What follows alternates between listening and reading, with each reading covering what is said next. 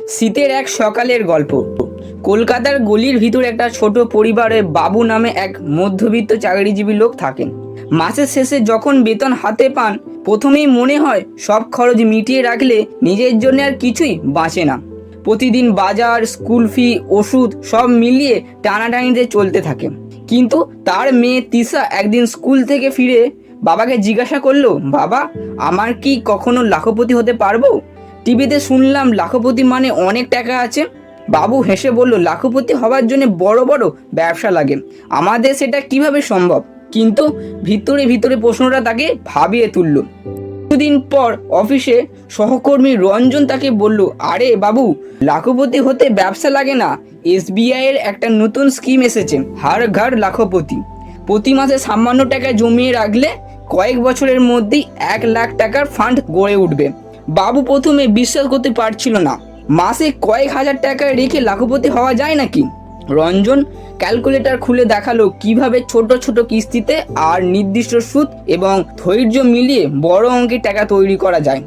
এটা শোনার পর বাবুর মনে বহু প্রশ্ন ঘোরাফেরা করতে লাগলো। প্রথম, এই হার ঘর লাখপতি স্কিমটা কি? দ্বিতীয়, কে কে এই স্কিমে বিনিয়োগ করতে পারবে? তৃতীয়, কিভাবে কাজ করে? চতুর্থ, কিভাবে অ্যাকাউন্ট খুলবেন তা স্টেপ বাই স্টেপ বলবো। পঞ্চম, ট্যাক্স ফি নাকি ট্যাক্স লাগবে?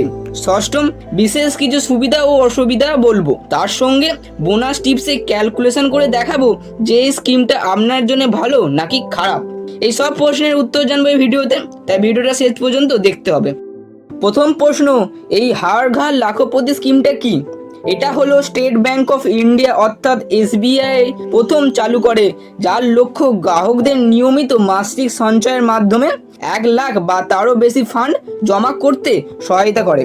এই স্কিমে গ্রাহকের নির্দিষ্ট মেয়াদে, সাধারণত 3 থেকে 10 বছর পর্যন্ত অনুযায়ী সুদ যোগ করে নির্দিষ্ট সময়ে মোট সম্পদ দেয়া হয়।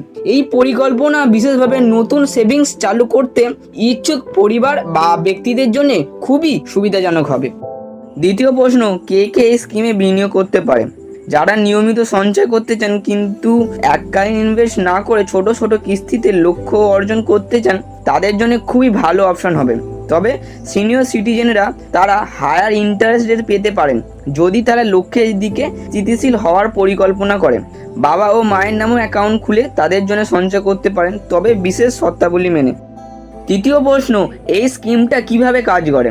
এটি মূলত RDর মতনই। আপনাকে প্রতি মাসে বা প্রতিদিন একটি নির্দিষ্ট টাকা জমা দিতে হবে। ব্যাংক সেই টাকার উপর সুদ দেবে। সময় শেষে আপনি মূলধন প্লাস সুদ মিলে অনেক বড় অঙ্কের টাকা হাতে পাবেন। আপনি যদি প্রতিদিন টাকা দিতে চান তাহলে 50 থেকে 100 টাকা দিয়ে শুরু করতে হবে, না হলে মাসে 1500 টাকা থেকে 5000 টাকা পর্যন্ত দিতে হতে পারে। মেয়াদ সাধারণত 10 বছর এবং ম্যাক্সিমাম 15 বছরে হয়ে থাকে। বর্তমানে সুদের হার 6% থেকে 7.5% পর্যন্ত পাওয়া যায়, তবে সিনিয়র সিটিজেনদের জন্য অতিরিক্ত সুবিধার ব্যবস্থা আছে। চতুর্থ প্রশ্ন, অ্যাকাউন্ট খুলতে কি কি নথি দরকার? শহর গ্রাম নির্বিশেষে যে কোনো ভারতীয় নাগরিক, তবে 18 বছর বা তার বেশি বয়স হতে হবে। ছাত্র ছাত্রী, গৃহবধূ, চাকরিজীবী সকলেই অ্যাকাউন্ট খুলতে পারেন। যৌথভাবে অ্যাকাউন্ট খোলারও সুবিধা আছে। পঞ্চম প্রশ্ন, ট্যাক্স লাগবে নাকি লাগবে না? হার ঘর লাখপতি স্কিমে মিস হয়ে যাওয়া কিস্তির জন্য প্ল্যানটি লাগবে। যদি ধারাবাহিকভাবে কিস্তি দিতে না পারেন, মিনিমাম 6 বার কিস্তি মিস হলে অ্যাকাউন্ট বন্ধ হয়ে যেতে পারে। ট্যাক্স বলতে প্রাপ্ত সুদের ওপর করযোগ্য। বছরে প্রদত্ত সুদের ওপর ট্যাক্স ডিডাক্টেড অ্যাট সোর্স অর্থাৎ TDS কাটা হয়ে থাকে। ষষ্ঠম, বিশেষ কিছু সুবিধা ও অসুবিধা। সুবিধাগুলি হলো, প্রথম, নিশ্চিত রিটার্ন, বাজারের ওঠানামার কোনো প্রভাবই নেই। দ্বিতীয়, কম টাকা থেকেও শুরু করা যায়, দিনে 50 থেকে 100 টাকাই যথেষ্ট। তৃতীয়, টাকার ওপর টাকা বাড়ে অর্থাৎ চক্রবৃদ্ধি সুদে টাকা বাড়তে থাকে। চতুর্থ, সিনিয়র সিটিজেনদের জন্য বোনাস নামে একটি অতিরিক্ত সুদের ব্যবস্থা রয়েছে।